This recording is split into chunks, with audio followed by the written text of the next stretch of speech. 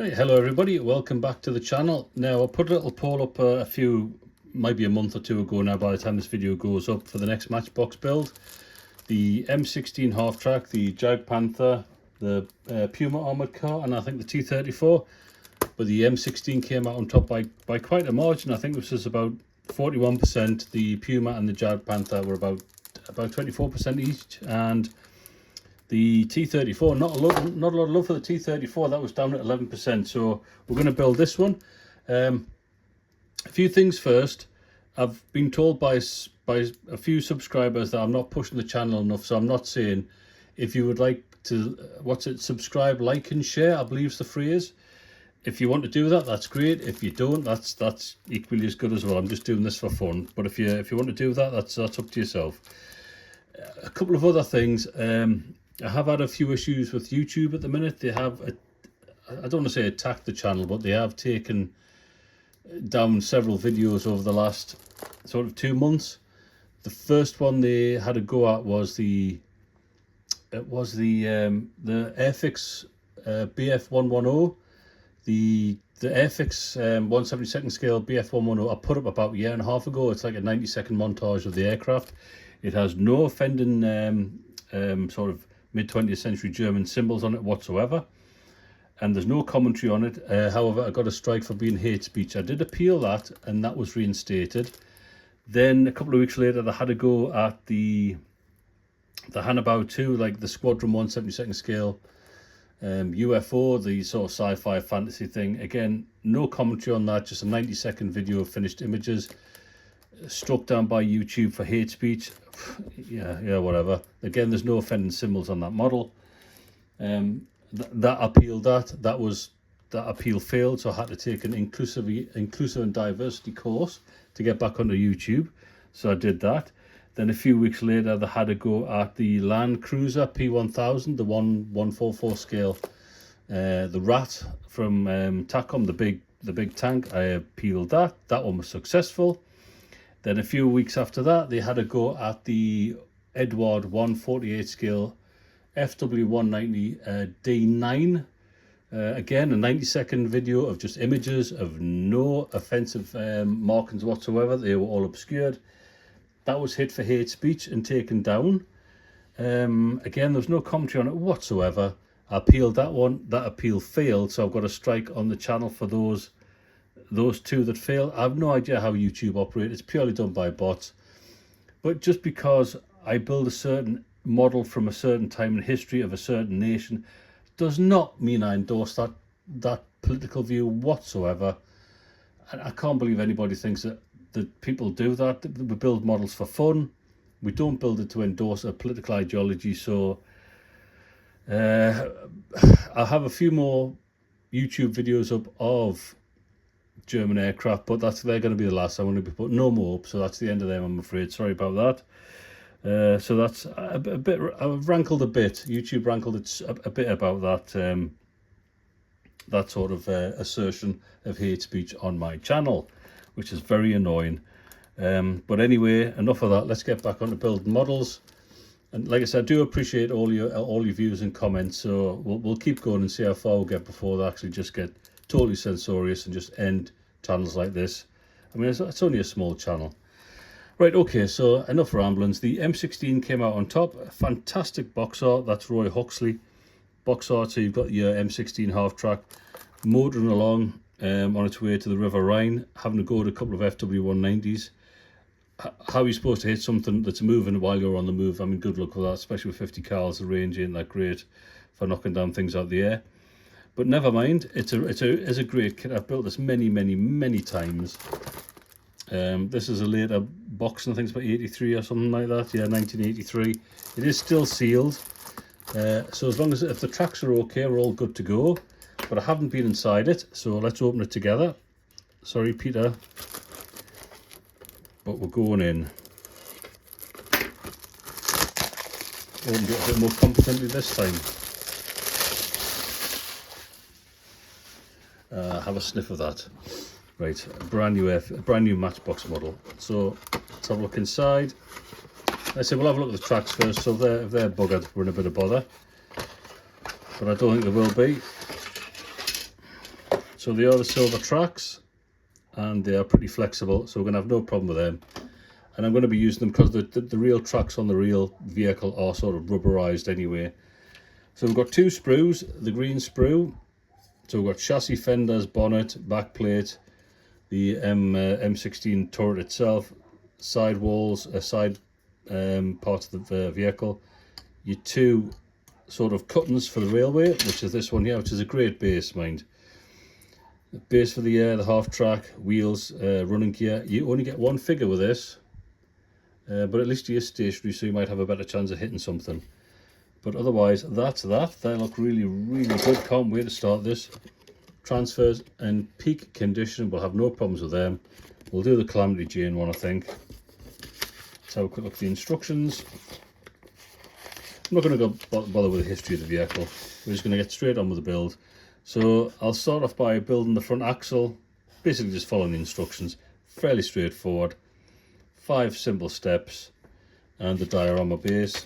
Your call out guides there for additional paint work, and your transfer guide there. So simple as can be. So I'll start with the front axle. I'll cut them bits off, and then we'll see how it goes together. Now let's just have a quick look at the chassis. So I've got the chassis from the sprue, and I put the front winch on, and look how neat that winch is. This is a kit from, if you look at the base, which I've already glued together, it's from 1974. So there we go. So this was made in 1974, so it's over 50-year-old. So that's the base put together, which looks excellent. But let's have a quick look at the detail on the chassis. So we have, obviously, we've got the front winch. We have the, get something to point with, my knife.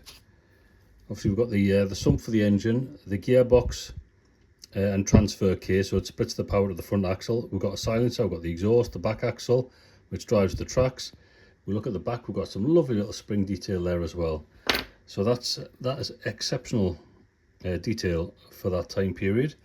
The front axle just basically slots on there, and the front prop shaft just pops in the transmission, the transfer box there.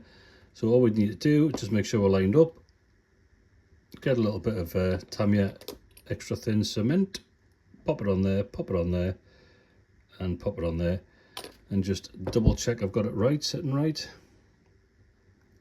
which I have, and we'll let that dry and move on to the rest of the build. All right, let's have a look at this. Now, as you can see, I've put the running gear on and the tracks. Now, an important thing to do with the tracks, I mean, people do criticize them. They're not the best, but they're not bad. This is from early 1970s. So what you want to do is just put a little drop of super glue around the running gear, around the wheels, the idlers, whatnot, just to give a bit more support to the tracks, and on the inside as well. So basically the tracks don't appear to be under too much tension. They're like held with super glue. There's a little step there, but we're going to live with that. But I just want to, like, if I can focus, look at the detail on the running wheels and the idlers. It's absolutely gorgeous. This is really it's crisp and clean. This is basically a kit from such a long time ago, and it could have been produced today. It's that good. So we're going to move on with the sides of the body, which I've cut from the sprue and cleaned up. Again, look at the sharpness of that moulding. You've got the rivet detail and everything in there. This is really good, and basically they just self-locate almost where they need to go. So we'll get the main body built up. I've done a little bit of work on the 50 cal itself, the little turret. Needed a bit of scrape clean just to get rid of the seam line there. The seat is loose at the minute because it does glue up to the 50 cals, and it's supposed to rotate, but we'll see whether we're going to leave that as it is or actually glue it in just firing position and just live with it. But apart from that, this kit is an absolute dream. Right, we've completed the model, and look at that. Doesn't that look excellent? Really good. Good choice of colours from Matchbox there. Perfect fitting of parts. Like I say, I've super glued the tracks down to give them a bit extra strength, and I think that works quite well. The base, again, three-piece base, nice and easy, goes together nice and quickly. And again, the turret, nice bit of detail on the 50 cals. Oh, I bent one of the barrels there. Not to worry, we'll straighten that out. There we go, repair done. And that looks pretty neat. I'm going to leave the figure off and the gun sight because they need to be fitted after. The figure needs to go in after it's been painted, then the gun sight needs to go on after that. So we'll do that last, or we'll put that in once it's all painted. But look at that, that's really nice, nice crisp detail. We'll get some primer on it now, obviously, because we're going to go a bit further than that, and then we'll look at how we're going to paint it. Now, obviously, being a small Matchbox kit, I don't want to kill it with sort of authentic, accurate colours. I want to keep the colours not quite vibrant, but it's just a bit more brighter, a bit more interesting, a bit more contrast between, say, the greens, the black on the tyres, the tracks. And obviously we can go to town on the base, you know, the ballast, obviously the sleepers themselves, the tracks, the explosion, the damage to the track. We can make that a contrast of a colour, and obviously the cutting as well. So we're going to make it a nice green, sort of vibrant summer type of looking landscape with the half track in it. So I think the first thing to do, obviously, is get the thing primed up, and as per usual, I'll go to my favourite primer, grey primer, Autotech. I just get this from Amazon. I think I buy 6 at a time. These used to be what Halford's, I think it's still the same manufacturer that produced the Halford's paint, but it's a damn sight cheaper. So, and I've used this for everything, and it works perfectly well. So let's get these primed up, and we'll get some paint on them. Now, we've got the primer on there. That's looking pretty good. So what we're going to do, we're going to concentrate on the base first. So we're going to get some paint work on that. Actually, before I do that, the little half track's just going to get a blast of that on the RAF dark green, AK. It's quite a nice green. Like I say, you want to try and keep the colours a little bit more upbeat on such a small scale. So, the plan for the base, the ballast around the track's going to be like a grey, blacky colour with like a blackish line down the middle, you know, rubbish coming off the train. The cutting, the sidings, the cuttings I should say, is going to be like a nice grass green effect, where we're going to have like a darker green at the bottom, like it's going slightly lighter at the top. And obviously what the bomb crater and the tracks and the sleepers to do first. But what I'm going to do, well, I'm briefly show you how I'm going to do the ballast. So we've got 3 colours. Games Workshop Cold Grey, Citadel Games Workshop again, sorry. Just black and Vallejo white. It's pretty much a mixture of 3 colours, which I should have done this before. I'll shake them up. So a blob of grey on my tile, because I haven't used this for a while, so it's got some paint on it. Some dried paint, I should say. So blob of grey, a little bit of black, and a teeny bit of white for some highlights, which we might put them on last, but I'll put a bit on the palette just so I've got some. I've got my Citadel shade brush, so it's quite a biggish brush. So I'm going to use that. A cup of clean water. So how we're going to do this is get some grey on the paint. We're going to start with the grey and basically just try and get it in all the gravelly bits. So it's quite thin, so I might want that a little bit thicker.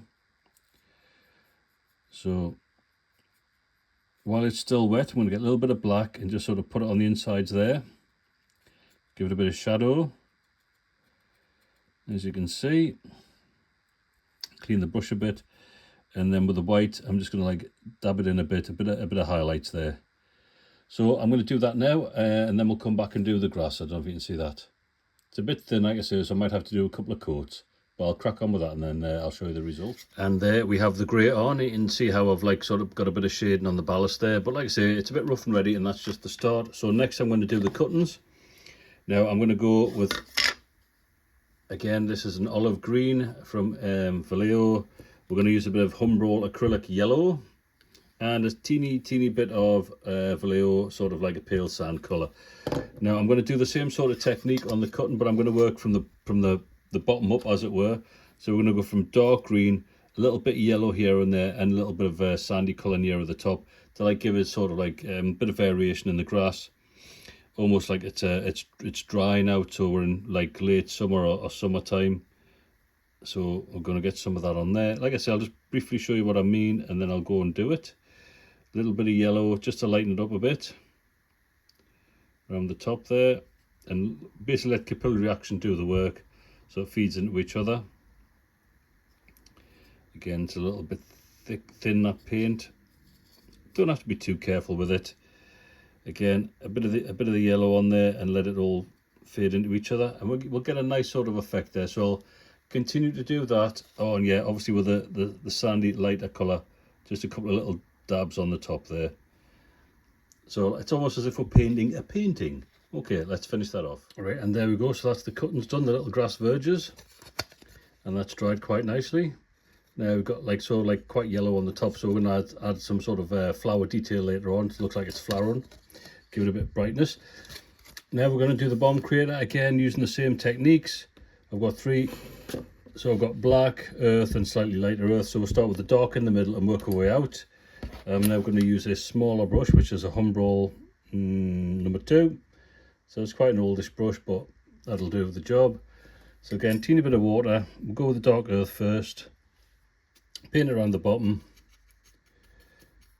get a bit more in there, and then obviously a teeny bit of black, so we want to make it dark at the bottom, and when we go to the top we're going to use a lighter colour. Obviously need to clean my brush. Right, so I'll finish that off and I'll just show you what I mean. I'll also paint the sleepers in the track. For the sleepers I'm just going to use Lead Belcher from Games Workshop, and for the sleepers I'll just use like a mahogany brown. So I'll get them done now. So there we go, that's the basic colours on. I'm going to do a bit more work on the sleepers and the track and around the dirt because it looks a bit sort of separate. Not really blended together, right? So I'm going to let that dry. While that dries, we'll put some transfers on. So the half track's had its coat of paint and some gloss varnish where I want to put the transfers. So here we have said transfers. We'll put the big star on the front first, the one on the bonnet. So we'll just cut that off. Dunk it in some warm water. Hopefully this won't take too long because it's not the most exciting of videos this, watching transfers dry. Mind you, we'll see if they work because this is quite an old kit. I've usually have no problems with old Matchbox transfers. They're usually pretty good, although this has got this white residue. See that white residue on the paper, so we need to get rid of that, otherwise it gets underneath the transfer and you'll get like white marks underneath it. So I'll show you how to do that as soon as I can get this off the backing paper. So I'm just brushing away all this white residue that's on the paper, and we'll try and get this star to come off the backing paper. Still a bit tight. Right, that's the black moving, so it shouldn't be too long now. I try not to force them, but obviously up against the clock here, it's starting to move slightly. Still not quite right. And there we go, we've got it to move. So you can see there's like a white residue underneath it, so basically just have to brush that off. Yeah, it's like quite milky. So we'll get a paintbrush, dunk it in some water, and just basically brush it off from underneath as well. Now it loses a bit of its rigidity, if that's a word, so we want to try and get it back on the backing paper, otherwise it'll get all folded up and then we'll have a real disaster on our hands, like I'm having. I've got the wrong side of the backing paper, that's the problem. Oh, we're going to have an issue here. We're going to have an issue here, but I'll rescue this, don't worry. I shall rescue this transfer. Right, making the right hash of that. Right, okay, we've got it back on the backing paper. Dunk it in the water, get it on the bonnet, get it straightened up. Now, it's looking pretty crinkly, but we'll see what it's like when it dries. So it's just at the top there, and just down at the bottom there. Let's get it straightened up. Right, we'll give that a few minutes to dry off a bit and see what it looks like. Obviously we're going to go in with some transfer solution to really settle it down because it's got hinges and whatnot. Right, we'll get the rest of the transfers on and we'll see what it looks like, but I think it'll be all right. Right, so this is the effect we get. I've done the tracks and the sleepers, and I've given it a very, very thin down wash of Agrax Earthshade from Citadel. This stuff is really, really, really good. So I've given it, oh, hang on, my battery's failing, never mind. Right, so as you can see, I've got a nice effect there. Now what I'm going to do now, because we've got some broken sleepers, so I'm busy decorating the kitchen at the same time, so I'm bombing in and out. So we've got some broken sleepers, so I'm going to get some lighter wood colour and just sort of like touch the sides of them to like look like freshly splintered wood. I'm going to put a little wash of sort of slightly rusty oil paint just along the bottom of the tracks where they're pinned to the sleepers, and give it a very, very, very light dry brush. And then I'm going to put some little white dots like on the embankment and just fill them in with yellow or red paint just to make them look like poppies or daisies. Again, just to lift it a little bit and give it a little bit more vibrant effect. So that's what I'm going to do next. And then I'm going to go back in the kitchen and finish the spot lamps. Multitasking. Right, I think that's the base done. So I've put some little flowers in as well, sorted the tracks out, a bit of a dry brush.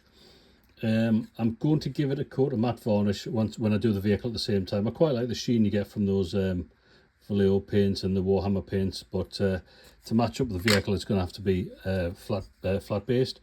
So there we go, that's the transfers have gone on okay, but you can still see they need to sit in the recess. So the rest are okay, it's basically just a big star on the bonnet. So we can see there's some carrier film there, so we just run the knife through it, run the scalpel down the hinge part, both sides, and we just try a bit of microsalt on.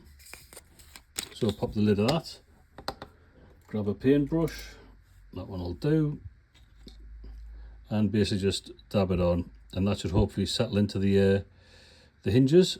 There's a little bit on the front bumper as well. I'll just put them a bit on that, settle that down, and a bit on the back one. But otherwise the rest are nice, settled down very nicely. So we'll let that dry and then we'll see what it looks like. Now, as we can see on the vehicle, I've just blocked in some colours there. The wheels, the jerry cans, the seats, the steering wheel, the tracks, some of the Pioneer tools, the winch cable. And I've started giving the vehicle a wash. Now I'm gonna keep it quite light on the weathering side. So I'm gonna go back to Citadel Colours Agrax Earth Shade. So I'll just quickly show you what I'm going to do with that. Let's get a paintbrush, a bit of water. So I'll thin it down a little bit. And basically just run it.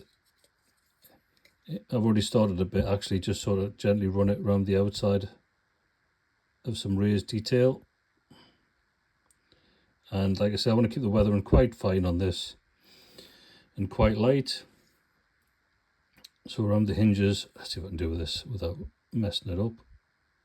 And just let it run into the hinges with capillary action. And there we go. So I'm going to do the whole of the vehicle, and then we'll see what it looks like. I might do a little bit more weathering inside, just like sort of build up dust area and stuff like that. Then I'll give it a dry brush, and then we'll see what it looks like, see if it needs any more. But like I said, I want to try and keep it quite light. To keep it, keep it nice and bright as it is with the base. So I'll finish that and we'll have a look. Okay, I've basically finished the kit, done a little bit more detailed paintwork, such as like on the winch. I'll tell you what, I'll show you the vehicle first.